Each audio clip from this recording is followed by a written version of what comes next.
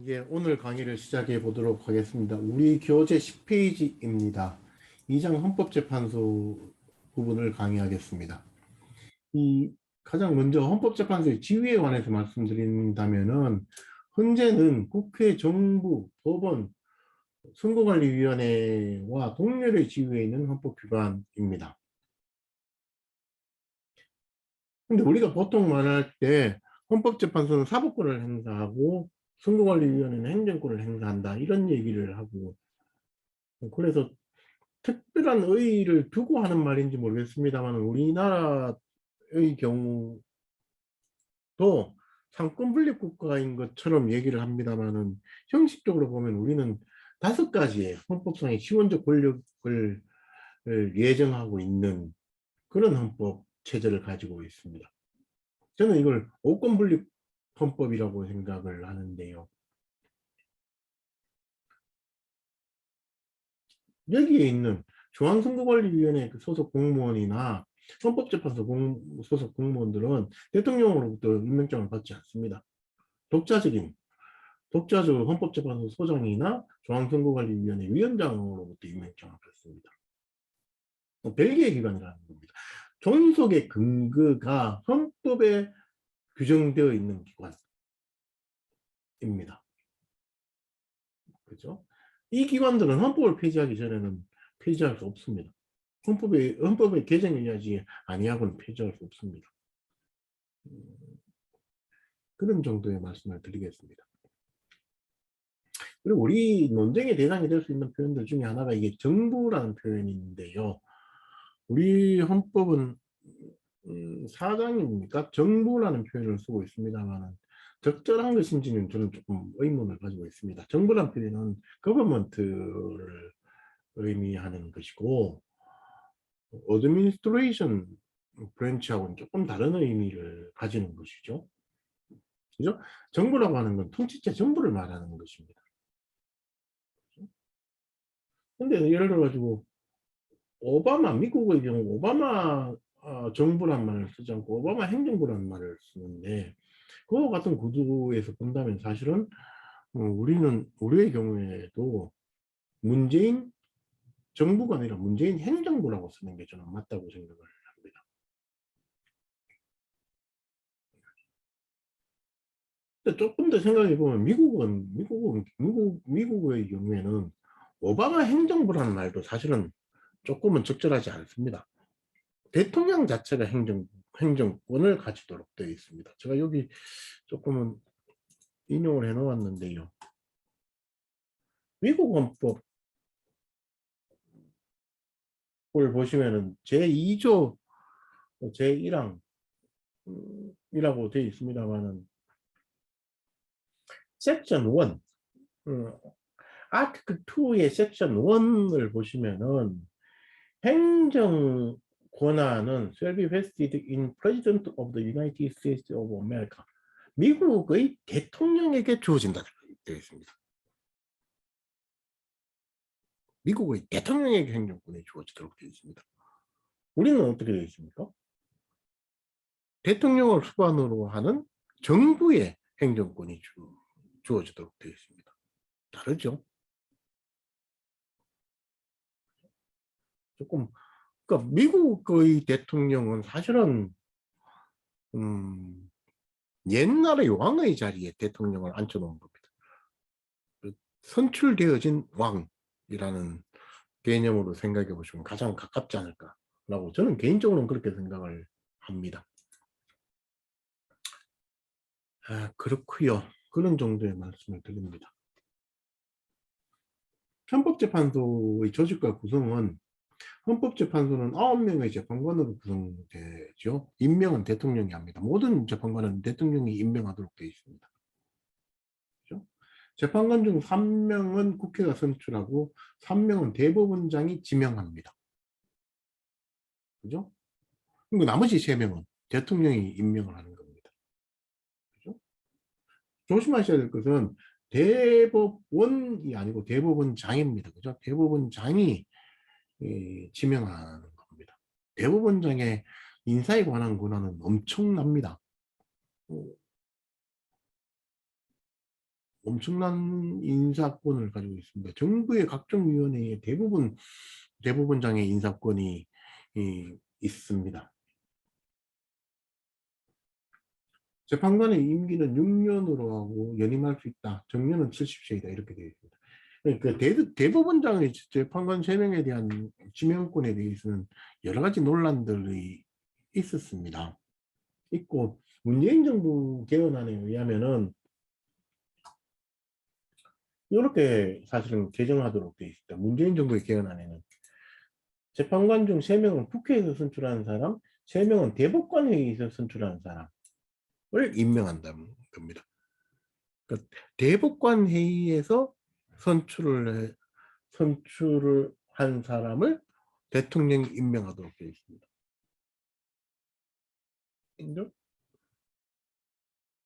그러니까 대법원장이 지명하는 사람이 아니라는 것이죠. 뭐 대법관 회의 저기 저기 그러니까 대법원장이 아니라 대법관 회의에서 선출하는 겁니다. 그렇죠? 권한의 귀속이 달라진 겁니다. 그런데 물론 지금 문재인 정부의 개헌안은 통과되지 못해서 폐기되어 있는 상태입니다만은 그 폐기되었는지에 관해서도 뭐 여러 가지 논란이 있을 수 있습니다만은 뭐 저는 여기서는 다루지는 않겠습니다. 재판관은 법관의 자격을 가져야 된다라고 되어 있죠. 그 법관의 자격을 가지고 있지 않으면은 재판관이 될 수 없습니다. 근데 이제 여러분들이 그 나중에 이제 변호사가 되었을 때 이런 문제에 관해서 논쟁을 한다면은 그죠? 이 구문들에 대해서 예민하게 생각해 볼 필요가 있습니다. 재판관은 법관의 자격을 가져야 된다라고 되어 있는데 그러면 누가 법관의 자격을 가지고 있느냐? 누가 가지고 있죠? 법원조직법에 법관의 자격을 정하고 있습니다. 그러면 법원조직법을 개정해 가지고 법관의 자격을 바꾸면은 그 사람이 헌법재판관이 될 수 있는가? 라는 논쟁을 여러분은 할 줄 알아야 된다는 겁니다. 예를 들어서 지금 현재로서는 법원조직법에 법학교수가 법관이 될 수 있다는 규정은 없습니다. 근데 실제로 이 법관의 자격을 가져야 된다라고 하는 것을 논의하는 가장 대표적인 집단이 어딘가 하면은 대학 교수의 집단인데 그럼 지금 현재적으로는 그럼 그 대학 교수는 헌법재판관이 될 수 없는가? 저는 개인적으로는 될 수 있다고 생각합니다. 뭘 하면은 법원조직법을 고쳐서 대학 교수에게 법관의 자격을 주면 됩니다. 예를 들어서 5년 이상 정규 대학에서 법학을 가르치는 사람에게는 법관의 자격을 주도록 하는 규정을 만들면 되는 것이죠. 그렇죠? 이런 점들에 대해서 여러분이 창의적으로 발상을 하고 논쟁을 하고 주장을 할 수 있어야 된다고 저는 생각합니다. 법률가가 되기 위해서는 40세 이상이고 15년 이상의 법적 경력이 있어야 된다라고 되어 있죠. 그죠? 그 대법관은 20년 이상의 경력이 있어야 됩니다. 그다음에 헌법재판소장은 국회의 동의를 얻어 재판관 중에서 대통령이 임명한다라고 되어 있습니다. 그죠? 대법원장의 경우에는 임기가 6년입니다. 헌법에 6년의 임기가 있습니다. 그죠? 근데 헌법재판소장의 경우에는 임기가 헌법에 규정되어 있지 않습니다. 법률에도 규정되어 있지 않습니다. 그래서 이게 논란의 대상으로 되었습니다. 2007년도에 논란의 대상이 되었죠. 여러분이 기억하실지 모르겠습니다만은 전윤석 재판관이 소장으로 지명되는 과정에서 이 논란이 상당히 컸었습니다. 그러면 왜 논란이 되었겠습니까? 전윤석 재판관은 재판관으로 있으면서 지명이 되었는데 조금 그 경우에 그러면 재판관으로 있던 사람이 재판소장으로 지명되는 경우에 그러면은 소장의 임기는 어떻게 되느냐라는 것이 논란의 핵심이었습니다. 그러니까 재판관의 임기 중에 남은 부분만큼 소장의 임기를 수행한다라는 그러니까 설이 하나가 있었고, 아니다, 새로 6년의 임기가 시작된다라는 논란이, 그러니까 논쟁이 있었는데요. 설 사이에 논쟁이 있었는데, 결국 그 당시에 전현숙 재판관은 여러 가지 복잡한 절차들이 있었습니다만 결국은 재판소장 지명이 철회되고 말았습니다. 그 뒤에 지명받아서 소장이 된 사람이 이강국 소장입니다. 그 뒤에 재판관 중에서 소장이 된 첫 번째 경우가 박한철 재판관인데요. 박한철 재판관의 경우에는 자녀 임기만큼 재판소장으로 복무했습니다. 그죠? 그 뒤에 이진성 재판관이 다시 재판관으로 계시다가 소장이 되었는데 그분도 자녀 임기만큼 재판소장의 직무를 수행했습니다. 그죠? 지금 현재 계시는 유남석 재판소장의 경우에도 재판관으로 복무하시다가 소장이 되셨는데 아마도 자녀 임기만큼 소장으로 복무하실 겁니다. 저는 그것이 당연하다고 생각을 합니다. 여러분 한번 생각해 보시길 바랍니다. 대법원장의 경우에는 6년 임기가 보장되는데 왜 헌재 소장은 6년 임기가 보장 안 되느냐. 근데 저는 보장될 필요는 있다고 생각을 합니다. 보장될 필요는 있다. 그런데 보장하는 법적 근거가 있느냐 라는 부분에 관해서 얘기해 본다면 법적 근거는 없다는 겁니다. 여러분들이 기억하셔야 될 것은 대법원과 헌법재판소의 구성은 방법이 다릅니다. 어떻게 다릅니까? 대법원의 경우에는 6년의 임기를 가진 대법원장이 먼저 임명됩니다. 그죠? 6년의 임기를 가진 대법원장이 먼저 임명되고 그 뒤에 그 대법원장의 제청을 거치고 국회의 동의를 받아서 대법관이 임명됩니다. 그죠?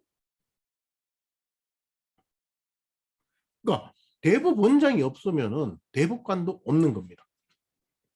근데 헌법재판소는 그렇지 않다는 겁니다. 헌법재판소는 333 해서 먼저 9명의 헌법재판관이 선출되고 임명되고 그 뒤에 그죠?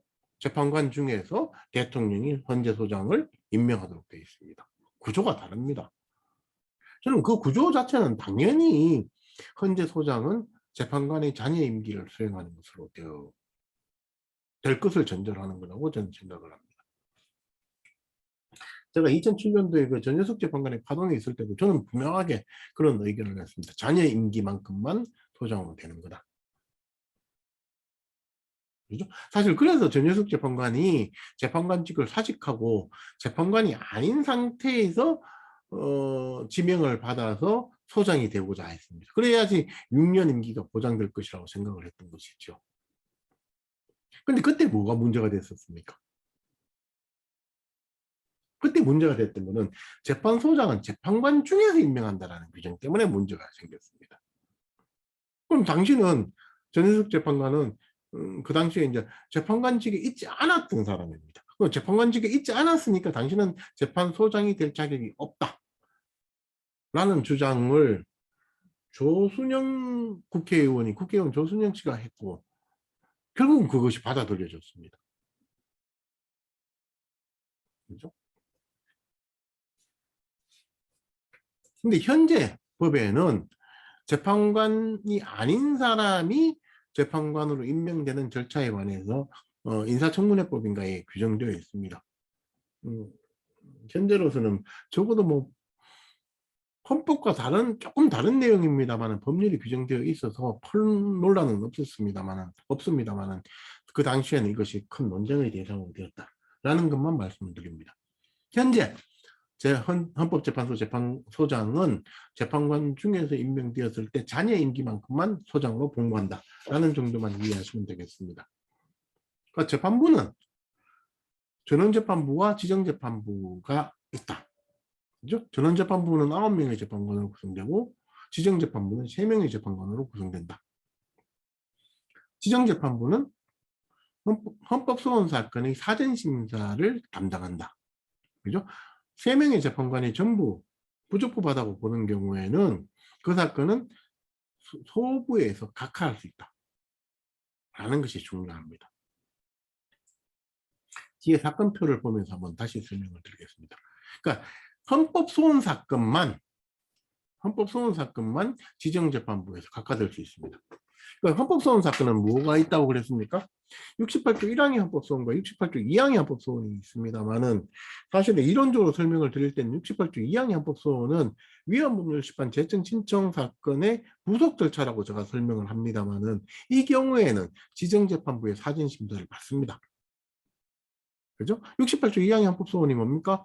법원에 법률의 위헌 여부에 관한 심판에 관한 재청 신청을 했는데 법원이 기각하는 경우에 당사자가 헌법재판소법 68조 2항에 따라서 직접 헌법재판소에 소원을 제기하도록 되어 있죠. 그죠? 이 경우에도 지정재판부의 사전심사를 받습니다. 왜 그렇습니까? 형식적으로는 헌법소원으로 분류되어 있기 때문에 그렇습니다. 그러면 헌법소원이 아닌 다른 사건들, 위헌법률 심판, 탄핵, 정당해산, 권한쟁의 이것들은 지정재판부의 사전심사를 받지 않습니다. 바로 전원재판부로 갑니다. 그럼 사전심사를 안 받는다는 얘기는 그럼 이 사건들은 각하되지 않는다는 뜻이냐? 그렇지는 않습니다. 지정재판부가 아니더라도 전원부에서도 각하될 수 있습니다. 그럼 헌법소원의 경우는 다시 돌아가가지고 한번 생각을 해봅시다. 그럼 지정재판부에서 각하되지 아니하면 전원재판부에서 각하되지 않는다는 말이냐? 그런 경우는 없단 말이냐? 그렇지 않습니다. 전원재판부에서도 각하될 수 있습니다. 그죠? 나중에 표를 보면서 한번 다시 말씀을 드리겠습니다. 사무처 일반 행정 업무 뭐 이런 거, 헌법재판연구원 이런 것은 여러분에게 중요한 것 같지는 않고요. 헌법재판소 홈페이지를 한번 여러분들이 조금 이렇게 되어 있었군요. 헌법재판소 홈페이지를 한번 여러분들이 한번 가보시기를 권하는데요.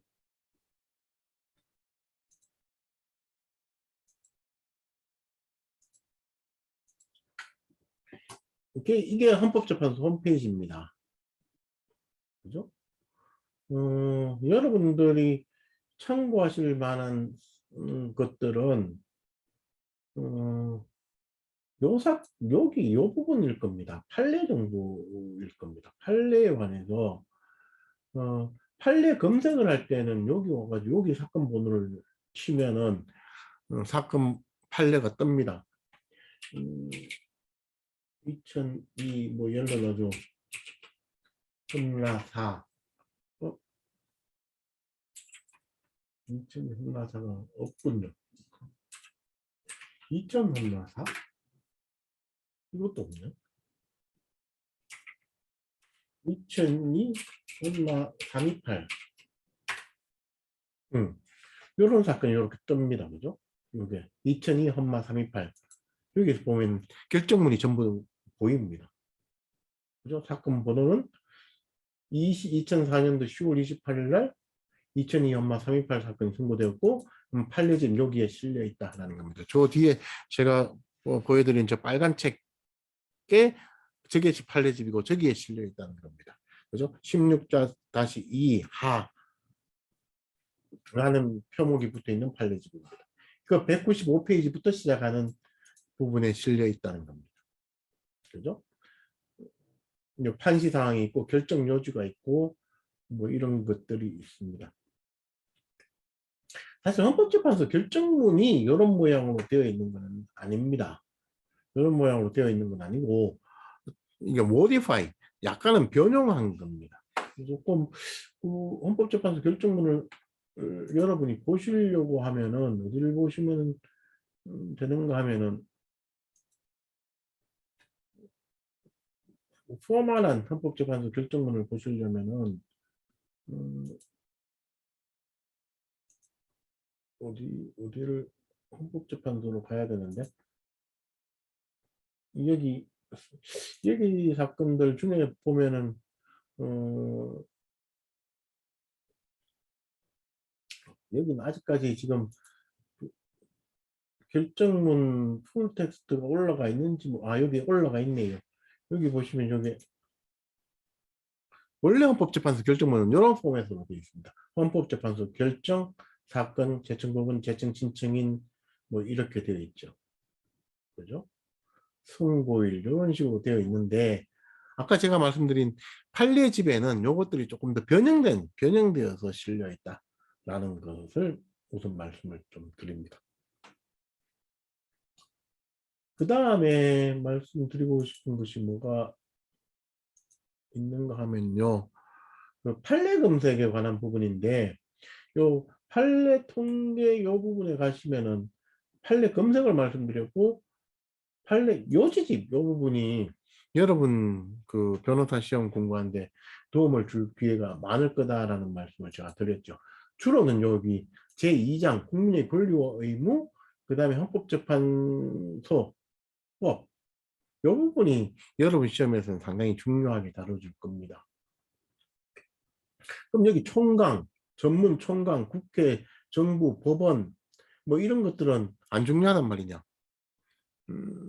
제가 말씀드린 것 같이 뭐 때문에 쟁송성 때문에 판례가 그렇게 이 부분은 많지가 않다라는 부분을 말씀드리고 싶습니다. 특히나 사례형이나 기록형의 경우에는 제2장 국민의 권리와 의무 기본권에 관한 파트하고 재판소법 요 파트가 무지무지 중요하다. 요 파트들 중에서 중요한 것은 어디다? 요 2절 헌법소원 심판 요 부분이 가장 중요하다고 말씀을 드렸죠. 그죠? 거기 보면 68조 1항의 헌법소원과 68조 2항의 헌법소원이 있죠. 요것들을 이해하시는 게 상당히 중요하다라는 말씀을 드렸죠. 그죠? 여기 보시면 관련되는 판례들이 쭉 나열되어 있습니다. 그죠? 관련되는 판례들이 나열되어 있으니까 여러분이 조금 그 당에 뭐 직접성에 관한 판례를 쭉 한번 보고 싶다라고 하시면은 여기 와서 보시는 것이 상당히 실효적이다라고 생각을 합니다. 그죠? 거의 날 것에 가까운 판례들이 실려 있습니다. 그리고 제가 생각했을 때는 교과서 등에 실려 있는 판례들보다도 이것이 더 신뢰할 만하다라는 점을 제가 말씀을 드립니다. 우선 문제가 되는 것이 교과서에 실려 있는 판례들은 약간씩 모디파이 되어 있을 가능성이 있어서 판례 자체가 과연 그 문헌인가라는 것에 의문이 생길 수가 있습니다. 거기에 비해서 비교적 여기에 있는 저기 헌법재판소 홈페이지에 있는 이 판례들은 기본적으로는 원문을 그대로 실습니다. 여기 여러분들이 보시면 아실 텐데 좀 자세히 보시면은 여기서는 그렇게 안 보이는 부분이 좀 적은데요. 예를 들어서 여기 보시면 여기는 쌍따옴표가 되어 있죠. 여기는 쌍따옴표가 되어 있고 이 부분은 쌍따옴표가 안 되어 있습니다. 그럼 이게 무슨 차이가 있느냐? 무슨 차이가 있느냐? 이 부분은 헌법재판소 원문을 그대로 옮겨 놓았다는 뜻이고 이 부분은 약간 모디파이 되어 있다는 뜻입니다. 약간 모디파이 되어 있다. 근데 적어도 요 모디파이 하는 부분에 관해서도 헌법재판소의 연구관들이 심사숙고를 거쳐서 모디파이를 한 겁니다. 원문의 취지에 가깝도록. 그죠? 그래도 비교적 신뢰할 만한 고도로 되어 있다는 겁니다. 가장 신뢰할 만한 것은 기본적으로 요겁니다. 쌍따옴표가 되어 있는 요것들은. 그죠? 결정문에 보면 요 문헌들이 그대로 있습니다. 근데 이런 경우에는 쌍따옴표가 없는 것들은 조금은 다를 수 있습니다. 그런 정도의 말씀을 드립니다. 이 부분에 관해서는 제가 첫 시간에 말씀을 드린 것 같아서 추가적으로 더 말씀드리지는 않겠습니다.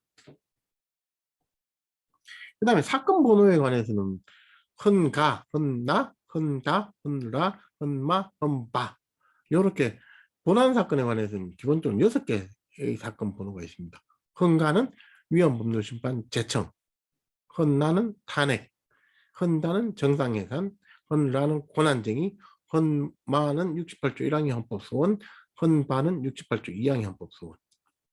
그죠? 그거 외에도 뭐 다른 사건 번호가 없지는 않습니다. 그러면 헌사 같은 헌사 사건이 신청 사건에 관한 번호입니다. 그죠? 헌아는 재심 사건 번호고요. 뭐 이런 사건 번호가 있습니다만 여러분이 중요하게 기억해야 될 것은 가, 나, 다, 라, 마, 바 여기까지입니다. 요것 자체는 잘 알고 있어야 된다는 겁니다.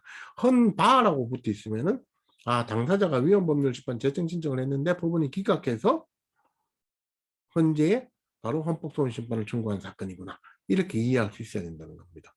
그죠? 헌마는 헌법재판소법 68조 1항에 따라서 공권력의 행사 또는 불행사로 인하여 기본권이 침해되었다는 주장을 하면서 헌법재판소에 소원을 제기한 사건이구나. 이렇게 파악할 수 있어야 된다는 겁니다. 그죠? 물론 이 사건 번호 자체가 절대적인 건 아닙니다. 그죠? 그 본질이 헌바인데도 헌마라는 사건 번호가 붙어 있는 경우들이 없지는 않습니다. 그거는 그 사건 번호 자체는 재판작용으로 붙지 아니하고 행정하시는 공무원들이, 사무처에 있는 공무원들이 붙인 것입니다. 그것을 그 재판관을 기속하지는 않습니다. 그러니까 행정을 담당하시는 공무원들이 가사 사건 번호를 잘못 붙였다고 하더라도 그 본질이 달라지는 것은 아니다라는 겁니다. 그죠? 이 부분은 이해해 놓으시기를 바랍니다.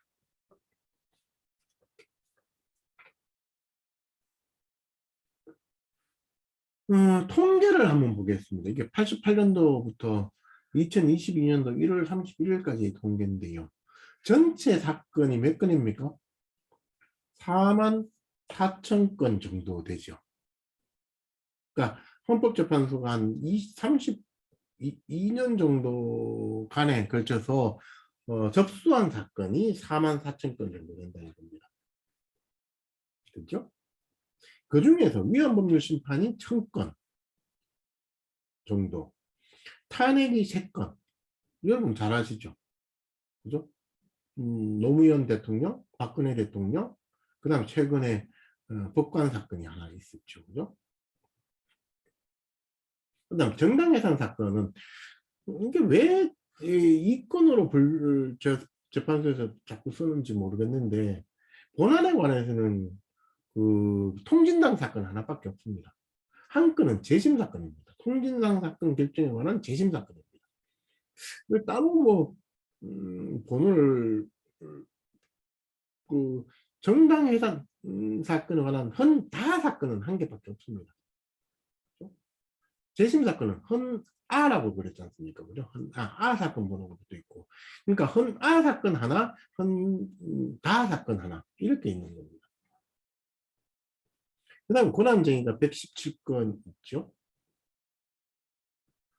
그다음에 헌법소원 사건 중에 68조 1항의 헌법소원이 34,000건입니다. 34,000건. 대부분이죠. 대부분. 대부분. 그 다음에 68조 2항의 헌법소원이 9,000건 정도. 그죠? 9,000건 정도 됩니다. 그러면 68조 1항의 헌법소원 사건은, 그러면은, 구성이 어떻게 되느냐라는 것을 조금 궁금해 하실 수도 있는데요. 그 사건 통계들이 여기 나와 있는데, 또 사건 통계에 보시면은, 제가 보여드린 거는 이게, 여기 있는 누계표를 보여드린 거고, 조금 뭐 이거는 여기도 1월 31일까지 기준만 나와 있네요. 2월 말 기준이 아직 안 나와 있다는 겁니다. 매달 이게 한 번씩 나오거든요. 누계표고, 그 다음에 청구 원인별 누계표가 이게 68조 1항 헌법소원 사건에 관한 누계표입니다. 그죠? 그 누계표를 보시면은 법률에 관한 것이 5,700건, 법률 입법 부정의가 440건 정도 이렇게 되어 있죠. 그다음 행정처분 등이 3,700건 정도 있고, 그다음 검사의 불기소 처분이 몇 건입니까? 15,000건, 거의 16,000건에 가깝죠. 34,000건 중에서 검사의 불기소 처분 사건이 16,000건 정도를 차지한다. 그죠? 그다음 재판에 관한 재판 사건이 3,000건 정도 있습니다만 68조 1항에 뭐라고 되어 있습니까? 재판소원 금지라고 되어 있죠. 그죠? 재판소원 금지라고 되어 있는데 그래도 3,000건 정도가 접수되었다는 겁니다. 그러니까 그 중에서 뭡니까? 2,900건, 한 3,000건 정도가 각하되었다는 겁니다. 각하. 사실 이게 기각된 사건이, 사실 제가 어떤 종류의 사건인지를 제가 잘 예, 모르겠습니다. 제가 이걸 검색해 볼 방법이 없어가지고 잘 모르겠는데요. 재판소원 중에서 그 어떤 경우가 있습니까? 그 헌법재판소가 위헌이라고 선언한 법령을 적용하여 청구인의 기본권을 침해한 재판이라면은 헌법소원의 대상이 된다라고 하는 것인데요. 그럼 그 절차를 통해서 적법하다고 봐가지고 기각되었다는 사건이 73건이 있다는 것인데, 저는 이 사건들을 사실 잘 모릅니다. 어떤 사건들이 있는지 저도 잘 파악을 못하고 있습니다.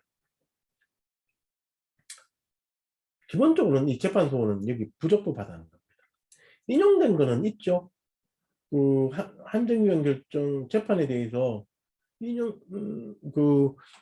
엊그제도 말씀드렸습니다만 이길범 사건에 관해서는 그죠? 재판을 취소했죠. 그죠?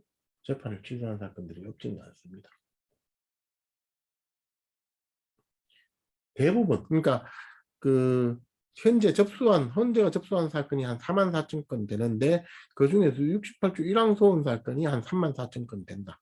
그 한 34,000건 중에 대종을 이루는 것은 뭐다? 검사의 불기소 처분 사건이다.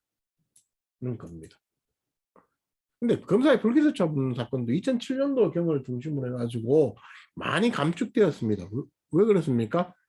검사의 불기소 처분에 대해서 재정 신청을 제기할 수 있도록 형사소송법이 개정되었죠. 사실 그 이후로는 검사의 무혐의 불기소 처분 사건은 대부분 재정 신청으로 빠졌습니다. 그러니까 헌법재판소로 못 오는 거죠. 재정 신청으로 빠졌다는 얘기는 재정 신청 사건에서 기각되었을 때는 헌법재판소로 올 수 있습니까? 못 옵니까? 못 온다는 거죠. 그죠? 법원의 재판을 거치고는 못 온다는 겁니다. 그죠? 이게 원행정 처분에 관한 문제라고 전번에 말씀을 드렸는데 아직까지 이해를 못 하셔도 괜찮습니다. 나중에 다시 설명을 드릴 기회가 있습니다. 그죠? 그 다음에 많은 사건들의 분류가 뭡니까? 이게 법률입니다. 법률, 행정입법 등이 상당히 큰 비중을 차지하고 있죠. 6,000건, 7,000건 정도 되는 겁니다. 그죠? 실제로 헌마소원 68조 1항의 소원 사건에서 헌법재판소가 부담을 가지는 부분은 사실은 이 부분밖에 없습니다. 이 부분. 법률 또는 뭐 행정입법이 조금 있을 수가 있죠. 대부분 비자가 남아있는 게 이 부분 아닙니까? 300건, 행정입법 66건. 나머지 부분들은 그렇게 많지는 않습니다. 불기소 처분은 워낙 많으니까 한 300건 정도의 미제가 있습니다만. 그죠? 이런 미제가 생기는 것은 이 사건 당시에 접수된 지 얼마 안 된 사건들이 이렇게 남아있을 수도 있습니다. 특별히 이게 문제가 있어서 남아있다기보다도 그죠? 접수된 지 얼마 안 돼 있으면은 월말에 미제로 잡히는 거죠. 그죠? 그런 정도의 말씀을 드리고 싶습니다. 그 다음에 제가 말씀드리고 싶은 것은 헌법소원 중에서 쭉 가보시면은 각하 사건들이 68조 1항의 헌법소원은 대부분 23,000건 정도가 각하되어 있습니다. 근데 그 밑에 특별하게 관로안에 21,000건 뭐 이렇게 표시되어 있는 것이 있죠. 요거는 지정재판부에서 각하되었다는 것입니다. 관로안에 있는 부분. 그죠? 관로안에 있는 부분은. 그럼 그러면 그 바깥에 있는 부분과 관로 안에 있는 부분 사이의 차 부분은 뭘 의미합니까? 지정재판부에서 각하되지 아니하고 전원재판부에서 각하된 사건의 숫자입니다. 그죠? 그죠? 1차 지정재판부는 통과했는데 일단은 전원재판부에 가서 각하된 겁니다. 그리고 제가 말씀을 드렸죠. 68조 2항은 그 본질이 위헌법률심판이라고 했지만은 헌법소원의 파트에 기재되어 있어서 이것도 사전심사를 받는다. 그죠? 그럼 9,000건 정도가 접수되어서 5,300건 정도가 각하되었는데 그 중에서 4,900건 정도는 지정재판부에서 각하되었고 나머지 몇 건 정도입니까? 한 3, 400건 정도는 전원재판부에 가서 각하되었다라는 겁니다. 그런데 위에 있는 위헌법률심판, 탄핵, 정당해산, 권한쟁의 이런 것들은 관로 부분이 없죠. 그죠? 관로 부분이 없습니다. 이 부분들은 각하되긴 각하되었는데 전부 다 어디서 각하되었다? 전원재판부에서 각하되었다는 겁니다. 지정재판부를 거치지 않는다는 겁니다. 가나다라 사건의 경우에는. 그 말씀을 드립니다. 그 다음에 중요하게 조금 보셔야 될 게 위헌법률 심판 사건의 경우에는 1000건이 접수되었는데 위헌과 비슷한 결정이 몇 건 정도 되어 있습니까? 한 400건 정도가 위헌 결정을 받은 겁니다. 위헌성 결정이라고 얘기를 합니다만 단순 위헌이거나 헌법 불합치거나 한정위헌 한정합헌의 결정을 받은 겁니다. 그러니까 1000건이 접수되었습니다만 미제가 70건 정도가 있으니까 오른쪽에 미제가 70건 정도 있으니까 뭐 뒷자리가 있으니까 한 1000건 정도 되네요. 한 40% 정도가 어떻게 되어 있습니까? 위헌성 결정을 받은 겁니다. 위헌 결정을 받은 겁니다. 그러니까 10건을 위헌법률심판 제청을 하면은 몇 건? 한 4건 정도가 위헌 결정을 받는다는 겁니다. 엄청난 인용률이죠. 그죠? 그럼 이것이 기각된 경우에 68조 2항의 소원 형태로 제기되면 어떻게 되느냐? 여기는 어떻게 됩니까? 9,000건 정도가 접수됐고 500건 정도 미제가 남아 있으니까 뭐 9,000건 정도 사건이 그 결정되었다고 칩시다. 그죠? 그 중에서 몇 건입니까? 200건, 300건, 뭐 한 400건 정도. 400건 정도가 인용 결정을 받은 거죠. 그죠? 9,000건 중에 400건 정도가 인용 결정을 받은 겁니다. 여기는 위헌법률심판은 1000건 중에 400건 정도가 위헌 결정을 받았고 68조 2항 소원은 9,000건 중에 400건 정도가 인용 결정을 받은 겁니다. 그러니까 제도적으로만 보면은 법원에 위헌법률심판 제청 신청을 해가지고 기각된 경우에 자기가 68조 2항 형법 소원을 제기할 수 있으니까 뭐 법원에 대해서 뭐 당신이 뭐 제청을 해줄 때면 해주고 말 때면 말아라 라는 태도를 변호사가 가질 것은 아니다 라는 겁니다. 그죠? 그 신청을 받아서 법원이 제청을 하느냐 그 신청이 기각돼서 당사자가 68조 2항의 소원을 제기하느냐에 따라서 인용률에 한 10배 정도 차이가 있는 겁니다. 엄청난 차이가 있는 거죠. 그러니까 위헌법률심판 제청 신청을 해놓고 당사자는 또는 대리인은 법원한테 인용 결정을 그러니까 제청 신청을 해줄 것을 간절하게 잘 부탁할 필요가 있는 겁니다. 해줄 테면 해주고 말 테면 말하라. 나는 68조 2항 소원을 제기할 수 있으니까 뭐 네가 무슨 결정을 하든지 아무 관심이 없다. 이렇게 얘기할 일은 아니다. 라는 말씀을 드립니다. 헌법소원의 경우에는 어떻습니까? 34,000건 중에 지금 120건, 한 200건 정도가 인용결정, 200건이고 800건 정도가 있습니다만 한 1000건 정도가 인용결정을 받은 겁니다. 그런데 여기 있는 사실은 여기 819건이라고 하는 인용결정은 사실은 법령에 관한 건 아니고 주로는 검사의 불기소처분에 관한 겁니다. 그죠? 법령에 관한 결정은 전체 인용률을 따지면은 법령에 관해서 제가 알기로는 한 5% 정도 되는 걸로 알고 있습니다. 그렇게 높지 않습니다.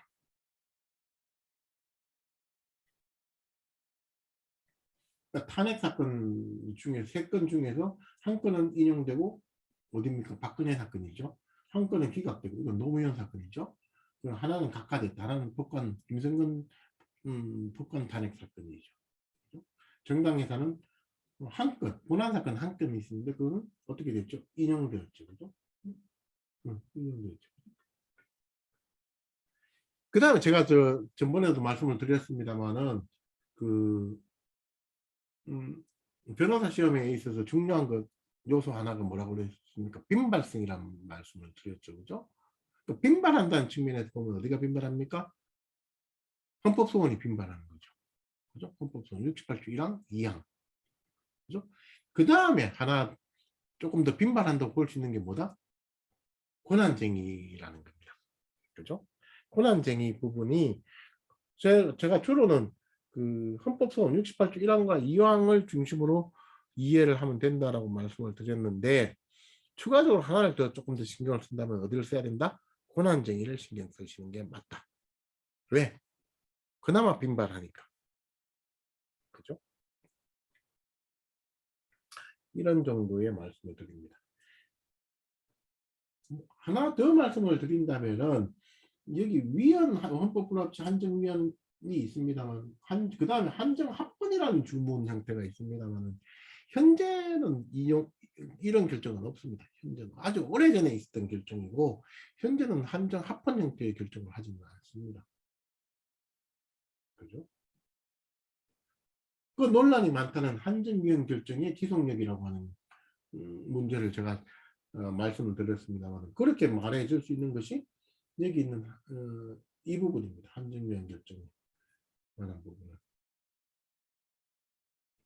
사실 이 부분을 좀 더 뭐 상세하게 설명을 드린다면은 뭐 논의할 부분이 없지는 않습니다만은 오늘은 말씀드리지 않겠습니다. 여러분이 너무 머리가 복잡해질 우려도 있어서 나중에 차차 강론에 관해서 설명을 드리면서 다시 논의를 하도록 하겠습니다.